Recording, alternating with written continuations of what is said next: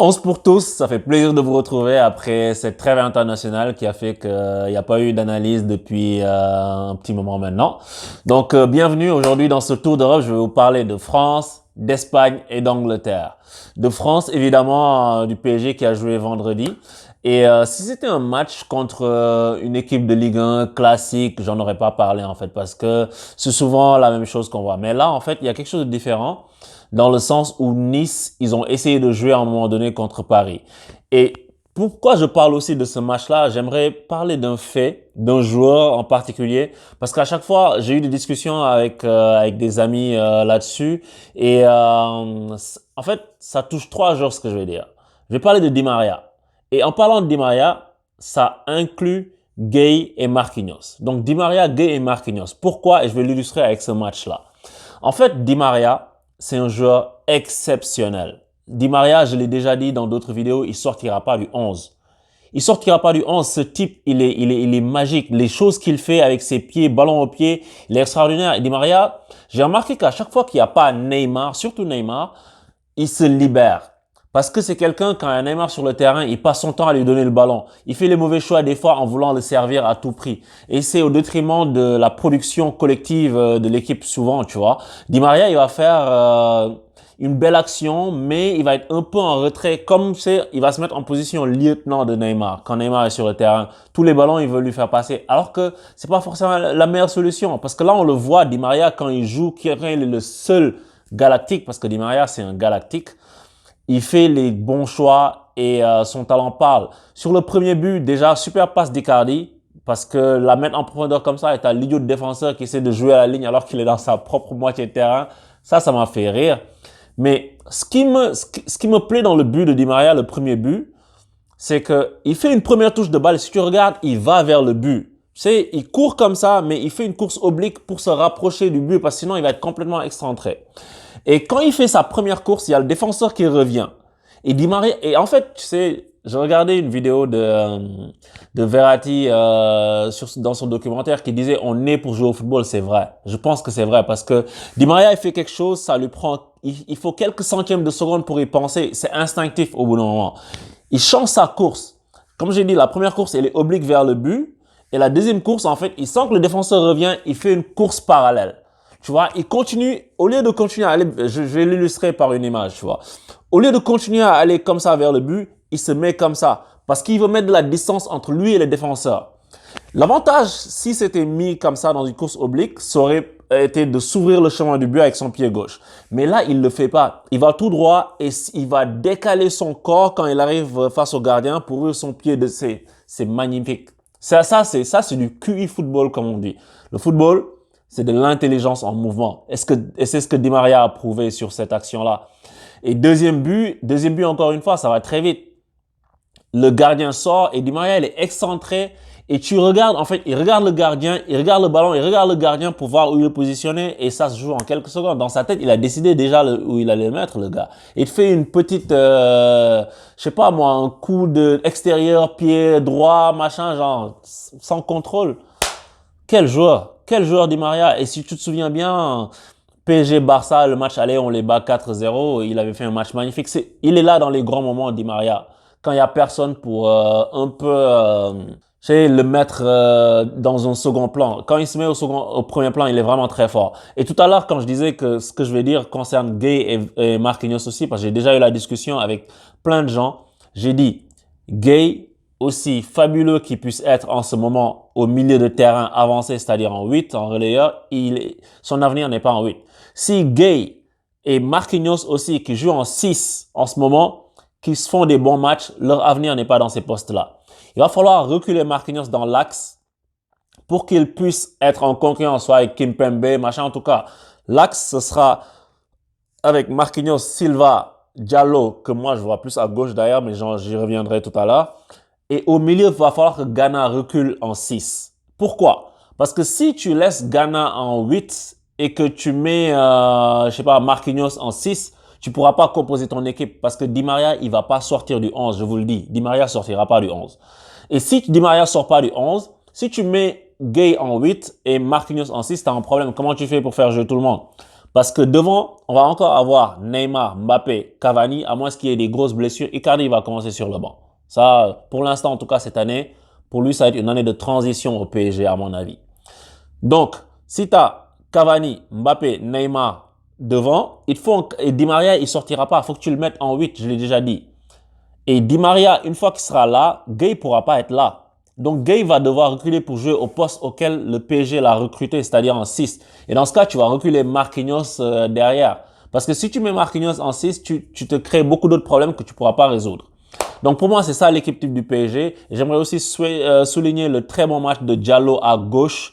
Il a été vraiment très bon à gauche.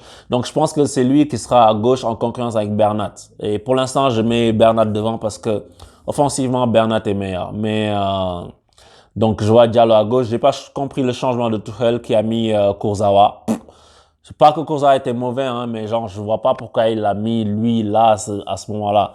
Et donc du coup, on a vu que en première mi-temps, Paris a complètement maîtrisé le match, mais en début de deuxième mi-temps, Nice a commencé à bien jouer, a commencé à s'approcher du but parisien. Ils ont commencé à prendre confiance. Et même, ils auraient pu mettre un 2-1, etc. Et là, c'est la double expulsion, elle change le match, quoi. Parce que une fois que l'arbitre a mis 2 cartons rouges à Cyprien, qui est venu le houspiller comme pas possible, je sais pas ce qu'il lui a dit, parce que les gens disent oui, mais l'arbitre a pété les plombs. On ne sait pas, tu vois. Je sais pas ce que le gars a dit. Il aurait mérité un deuxième jaune avant, d'ailleurs. Mais bon, je sais pas. Peut-être que c'est sévère, je sais pas. Mais après, t'as l'autre Niçois qui met une tarte à Paredes aussi, c'est rouge. Donc, du coup, ça a changé le match parce que les Niçois auraient pu espérer peut-être avoir des situations beaucoup plus dangereuses vers la fin. Mais une fois qu'ils se sont retrouvés à 9, ben, contre le PSG, déjà qu'à 11, t'as du mal. À 9, tu vas galérer, mon ami. Donc, Paris a su, ben, corser l'addition en mettant 2 buts vers la fin, quoi, avec Mbappé qui rentre, qui apporte de la vitesse, et puis Icardi qui est récompensé. Et ce que je voulais dire sur Icardi aussi, c'est le gars, j'ai mal pour lui. J'ai mal pour lui parce qu'à l'image de Cavani, mais même, il fait même, je pense, pire que Cavani, c'est-à-dire, Icardi, il n'en touche pas une. Et pourtant, il est volontaire. Si tu regardes son jeu sans ballon, il passe son temps à courir. Il passe son temps à courir, le pauvre, à dézonner, à venir aider les coéquipiers. Quand il perd un ballon, il sprint, tu vois. Il essaie de vraiment faire du Cavani, j'ai l'impression. Mais ça joue pas avec lui. Et je sais pas si l'arrivée de Neymar va changer quelque chose. Neymar Mbappé, je sais pas s'ils vont jouer avec lui, mais en tout cas, bon courage à Icardi. J'espère que ça ira mieux pour lui dans le futur. Donc c'est ça que j'allais à dire sur le PSG. Je sais que j'ai des amis Marseille, ils chronomètrent combien de temps je parle du PSG, tu sais. Les mecs, je suis parisien. En tout cas, donc c'est ça que j'allais dire sur la France. Et en Angleterre, j'ai vu aussi City Crystal Palace. Et City, en 2 minutes, ils ont plié le match. Tu vois? Parce que Crystal Palace, je les ai trouvés, mais dépassés. City, ils étaient vraiment trop forts pour eux. Parce que tu avais l'impression qu'à chaque fois qu'ils avaient le ballon, à chaque fois qu'ils allaient vers l'avant, à chaque fois qu'ils approchaient du but et que ça allait passer. C'était trop facile. Tu sais, les joueurs de Palace n'ont rien pu faire. Tu sais, Kouyaté, il a essayé de presser, il était tout seul au pressing. Les gars étaient un peu amorphes. Jusque vers la fin, ils ont pu aller dans le camp des Citizens et ils les ont vraiment inquiétés. Et notamment quand Benteke est rentré et qu'il a mis une tête, Ederson, super gardien, Ederson by the way, qu'il a détourné sur la barre. Là, on s'est dit, ils vont peut-être mettre un but, ça a apporté plus en deuxième mi-temps qu'en première. On s'est dit, ok, si Palace, ils vont peut-être marquer et puis après, ça va être peut-être un match de fou comme en Angleterre, on en voit des centaines. Mais non, ils n'ont pas réussi à le faire et c'est City qui est passé à côté du troisième but avec Gabriel Jesus qui a oublié de faire la passe à De Bruyne. Il lui a fait une Salah en fait. Tu sais, il l'a vu, mais il lui a pas fait la passe parce qu'il voulait marquer pour lui. Mais après, on voyait qu'il voulait même plus garder le ballon, il le donnait à chaque fois quoi. Donc c'est ça que j'avais à dire sur City qui avait vu un peu plus tôt Chelsea revenir sur lui. Parce que Chelsea a gagné 1-0 sur un but de Marcos Alonso. Et Chelsea, ils ont une belle équipe, hein. C'est une année de transition, je trouve, mais ils sont quand même en train de jouer le premier rôle. Donc, bravo à eux de s'accrocher encore à ce niveau. Donc voilà pour l'Angleterre. On verra. Demain, c'est sûr qu'on va faire un gros focus sur Manchester United, Liverpool. But de Sadio, victoire de United. Tu sais, c'est l'une de mes équipes d'enfance. Donc voilà. Donc en Espagne, j'aimerais terminer par là avec le Barça. Et j'aimerais parler plus de Antoine Griezmann. Antoine Griezmann qui a réussi à marquer un but et à faire une passe décisive et demie. Parce que la passe qu'il met sur le troisième but, super passe lumineuse pour Messi après qu'il fait l'offrande à Suarez. C'est Griezmann qui a débloqué le truc. Et puis, donc là, ça va mieux pour Griezmann. Son premier but, il est génial. Moi, j'aurais préféré, si Neymar voulait en partir, tu prends Griezmann et tu leur laisses Neymar. Je pense que Paris n'aurait pas perdu au change. Mais Griezmann qui met un super plat du pied, premier poteau rentrant, c'est du très très grand art. C'est un grand joueur Griezmann. Donc je suis content pour lui que ça aille mieux. Et puis après, la passe pour Suarez aussi, donc pour Messi sur le deuxième but, donc qu'il décale bien. Donc je vois que ça va mieux pour lui et c'est tant mieux pour eux. Mais Barça, je sais pas ce qu'ils ont essayé de faire avec Neymar. Parce que s'ils avaient eu Neymar là, donc Dembélé voulait pas partir.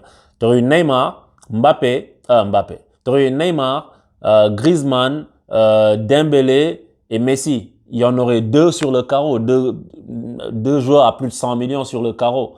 Donc ça aurait pas été une très bonne stratégie. Je sais pas ce qu'ils ont essayé de faire. Et puis là, Dembélé, soit Griezmann, il y en a un qui va faire les frais de tout ça. Et pour l'instant, sur ce match-là, c'est Dembélé. Sur le match d'avant, c'était Griezmann. Tu sais pas ce que ça va donner. Donc ça peut créer des frictions dans le vestiaire, tout ça. Donc bon courage au Barça pour gérer ça. Et on voit que le Barça, sans transition, est passé devant le Real. Et je vous avais dit il y a quelques semaines, je m'inquiète pas pour des équipes comme le Barça, parce qu'ils ont traversé une petite zone où ils gagnaient pas. Les gens ont dit oui, le Barça c'est la crise, machin. Non, c'est pas la crise. Le Real aussi, là, le Barça est passé devant, mais c'est pas la crise. Et le Real, ils se font battre par Mallorca 1-0. C'est pas un grand Real. On n'a pas un grand Barça, mais ce sont des équipes. Elles ont toujours la force de se relever dans les moments importants. Donc, je m'inquiète pas des masses pour ces équipes-là.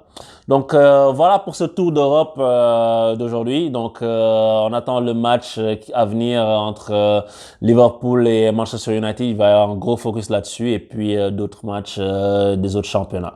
Donc, voilà, on se retrouve. Je vous revois bientôt. Ciao, abonnez-vous.